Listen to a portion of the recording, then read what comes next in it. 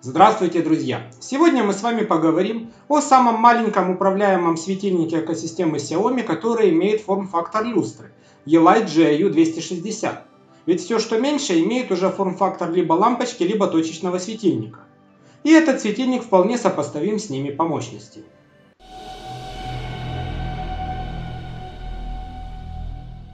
Модель светильника имеет 62-й порядковый номер, мощность до 10 Вт, световой поток от 50 до 670 люмен, изменение цветовой температуры в пределах 2706,5 градусов Кельвина, предназначен для помещения от 2 до 6 квадратных метров, беспроводные интерфейсы Wi-Fi 2,4 ГГц и Bluetooth 4.2, размер 260 на 74 мм. Поставляется светильник в коробке из переработанного картона, на коробке имеется логотип производителя. Она, кстати, очень легкая. Упаковка так себе средненькая, но доставку светильник пережил без проблем. С боков его защищают пенопластовые вставки, спереди и сзади только воздушная прослойка. Светильник имеет самую распространенную среди светильников Ye-Light дискообразную форму с полупрозрачным плафоном. Плафон легко снимается поворотом вокруг своей оси, давая доступ к внутренностям светильника. Быстросъемной платформы тут нет, к потолку крепится задняя часть самого светильника. Благодаря ножкам между потолком и плоскостью светильника будет небольшой воздушный зазор. За освещение отвечает 24 светодиода, расположенных по кругу. Они расположены парами белый и желтый. Поэтому максимальный световой поток будет при нейтральной цветовой температуре, когда светить будут все диоды. Несмотря на кажущуюся легкость разборки, откручивание трех винтов не дает доступа к электронике, очевидно, крышка приклеена.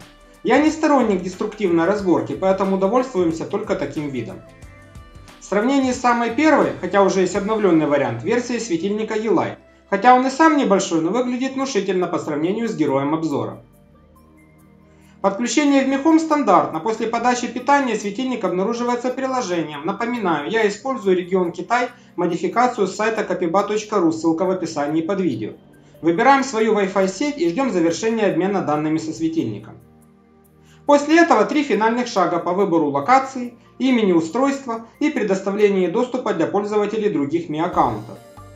Плагин управления тоже не блещет оригинальностью, все как и у других Ye-Light.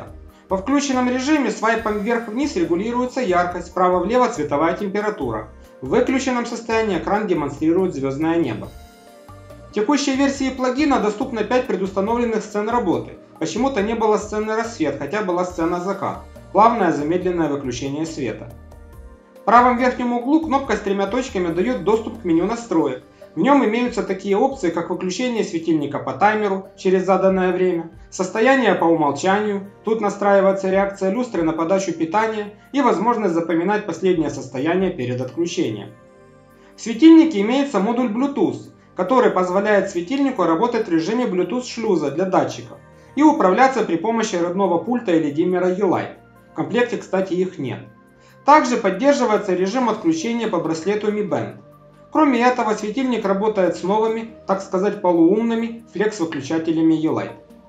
Остальная информация стандартная. Уровень сигнала, данные о режиме работы, IP-адрес, версия прошивки.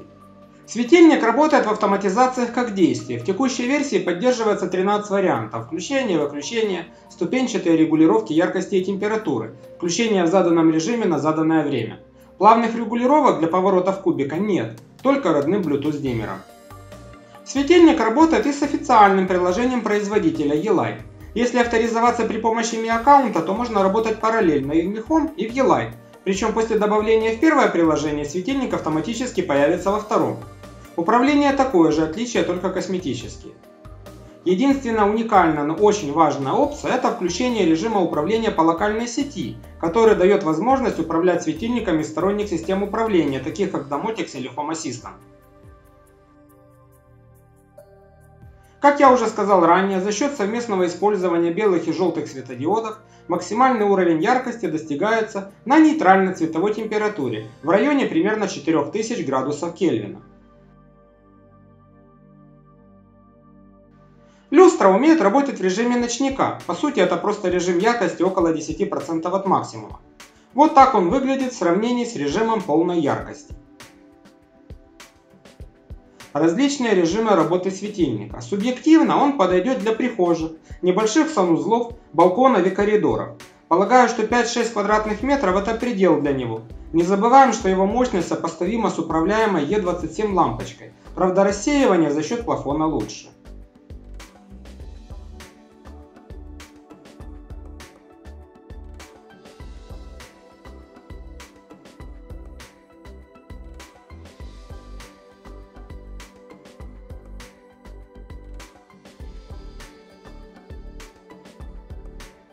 Home Assistant светильник пробрасывается через штатную интеграцию, модель можно не указывать, режим ночника поддерживается.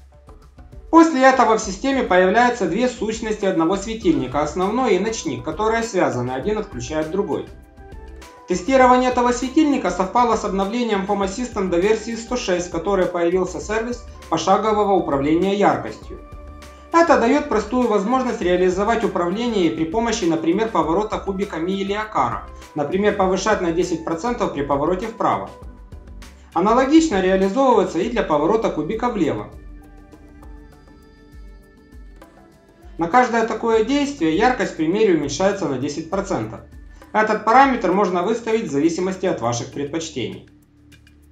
А вот так работают показанные автоматизации, наблюдаем за ползунком яркости. Конечно, диммер E-Light будет работать более плавно, но сама цель управлять яркостью при помощи кубика, чего нет в родном приложении Mi Home, достигнута.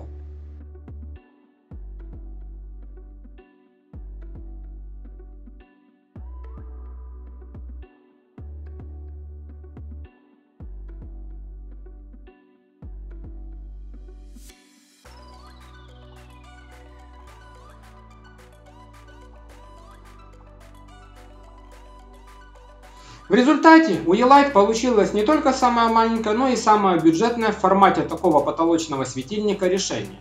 Неплохо подойдет, как я уже сказал, для небольших помещений. Возможно прихожих, возможно санузлов, балконов, ну или вам виднее где.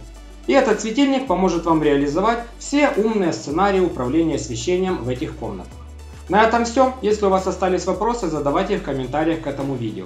Если видео вам понравилось, ставьте лайки. Если вы не хотите пропускать новые выпуски, подписывайтесь на мой канал.